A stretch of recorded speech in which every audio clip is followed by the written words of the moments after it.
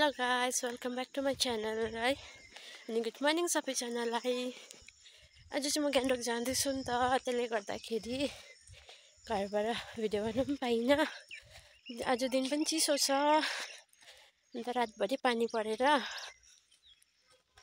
मैले भर्खर निक्लेको ढिलो भइसक्यो।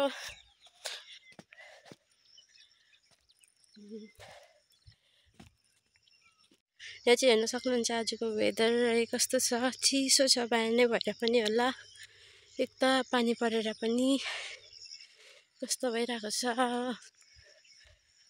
अनि हाम्रो घरबाट चाहिँ निकै तल जानुपर्छ नि त गाडी पाउनुको लागि चाहिँ। अन्त मैले चाहिँ यहाँबाट जाँदैछु, अन्त यहाँ मामरिङ पनि पुगेँ हो। अन्त यहाँबाट चाहिँ गाडी पाउँछु नि त म पाक्किङसम्मको।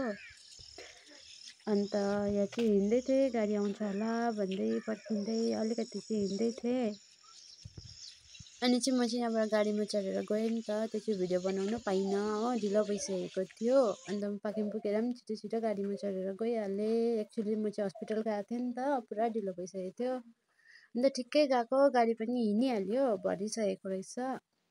अन्त यहाँ चाहिँ म जाँदैछु गान्तोक, पाक्किङबाट भर्खर हिँडेको यो चाहिँ।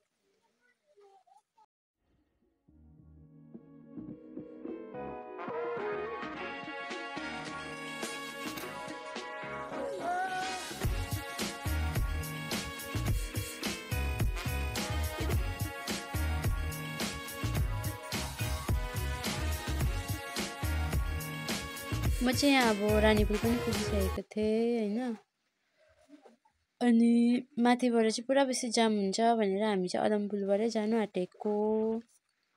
अन्त हामी चाहिँ अदमपुलको बाटो पनि लागिसकेको थियौँ उता हो। अन्त बिहानखेरि चाहिँ माथि पुरा बेसी जाम हुन्छ। अनि यहाँ म चाहिँ सोकेथाङ पनि पुगेर वेट गरिरहेको थिएँ नि त रिपोर्टको।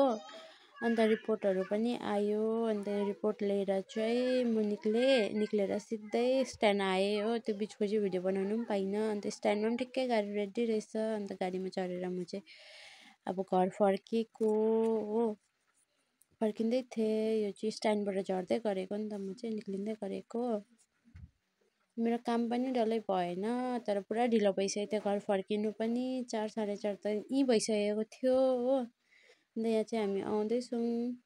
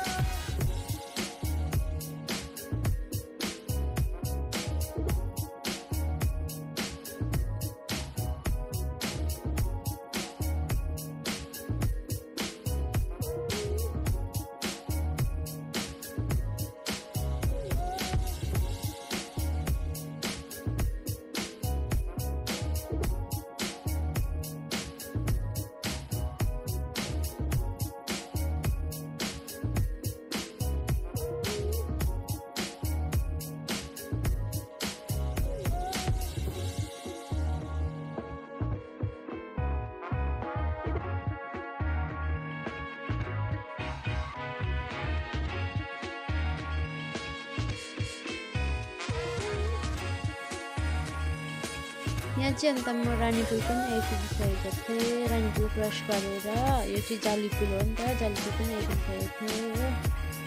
पानी पर्दै थियो अलिअलि, सिमसिम पानी परिरहेको थियो यहाँ रानीपुलतिर चाहिँ।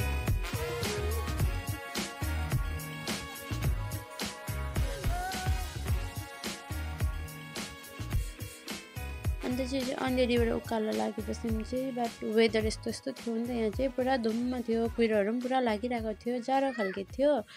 अलिक माथि आएर हेरेको त हेर्नुहोस् न, वेदर पनि कस्तो दामी क्लियर भइरहेको रहेछ होइन, पाक्किङ बसिसकेपछि उता मुनि। अन्त घाम पनि हल्का हल्का लाग्दै थियो, बेलुकाखेरि नै भए पनि। वेदर पनि राम्रो, पानी रहेर यता त कस्तो दामी वेदर पो भइरहेको रहेछ। उता त कस्तो चिसो थियो नि त, मुनि अँधेरीसम्म त चिसो खालको वेदर भइरहेको थियो कि। उँभो लागेको त कस्तो दामी खालको वेदर, कस्तो खुसी लागेको नि यो देख्दा चाहिँ। मलाई चाहिँ टेन्सन लागिरहेको थियो नि त, ल्यान्डस्लाइडहरू हुन्छ कि बाटोमा भनेर। फेरि फस्यो ओऱ्यो भने, रुखहरू लड्यो भने प्रब्लमै हुन्छ घर आउनु, त्यही भएर। तर यहाँ आइपुग्दा चाहिँ कस्तो खुसी लाग्यो वेदर पनि देखेर। हेर्नुहोस् न, घाम पनि लाग्दै रहेछ होइन। यहाँ चाहिँ म भर्खर पाक्किङ आइपुगेको नि त। अन्त पाक्याङ आएर पनि कहीँ मार्केटहरू पनि निक्लिने चान्सै पाइनँ हो, किनकि गाडी लास्ट एउटै थिएछ नि त। हाम्रो घरपट्टि आउने चाहिँ गाडी पाउँदैन बेलुकाखेरि होइन।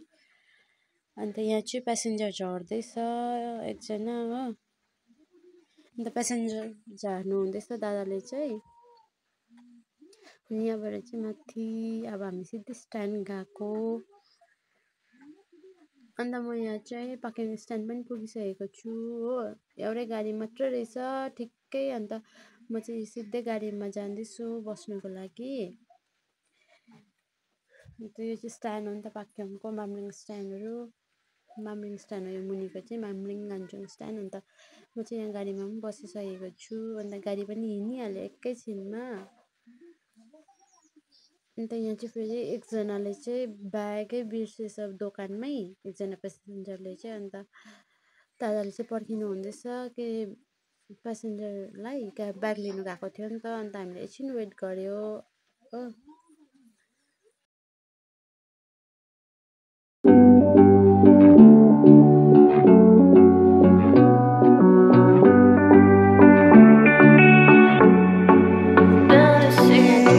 आएर हामी हिँड्नु पनि सकेको थियो हो। म घर पनि आइपुगेँ। Thank you so much for watching my vlog.